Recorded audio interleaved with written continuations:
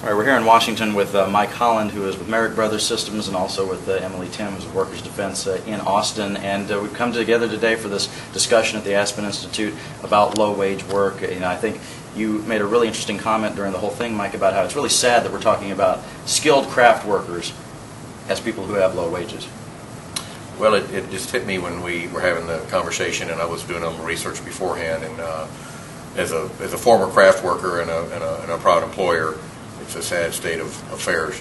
But I sensed a lot of agreement in the room, a lot of passion for the same cause here, and that's reassuring, especially in the face of the situation we're up against. Yeah, and Emily, what do you think about the importance of seeing somebody from the business community here talking about this? Because we often hear people who are more to the left, unions and other liberals, talk about these issues, and now you see some people who could be considered more from the right and more from the business community, entrepreneurs, and people who are in the thick of it every day on the other side of it, saying some of the same things that you're saying.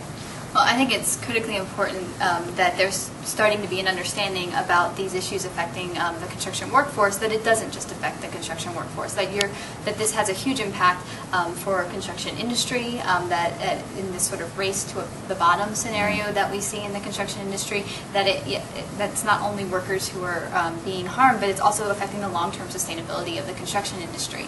And beyond that, beyond employers as well, and I think this did get brought up briefly during the session, that there's a huge cost for everyone in our society, that there's a huge social cost when employers are misclassifying their workers, when they're not providing workers' compensation.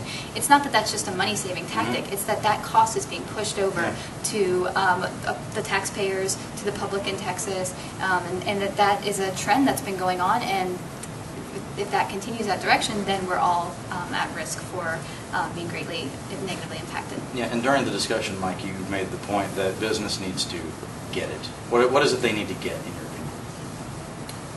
Well, I think they need to understand the critical nature of their workforce, and they need to treat their construction craft employees the same way they would treat any other employee.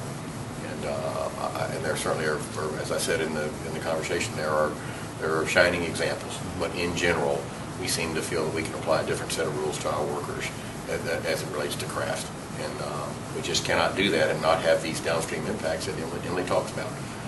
By the time the folks that don't get it figure it out, we'll all be suffering the impact.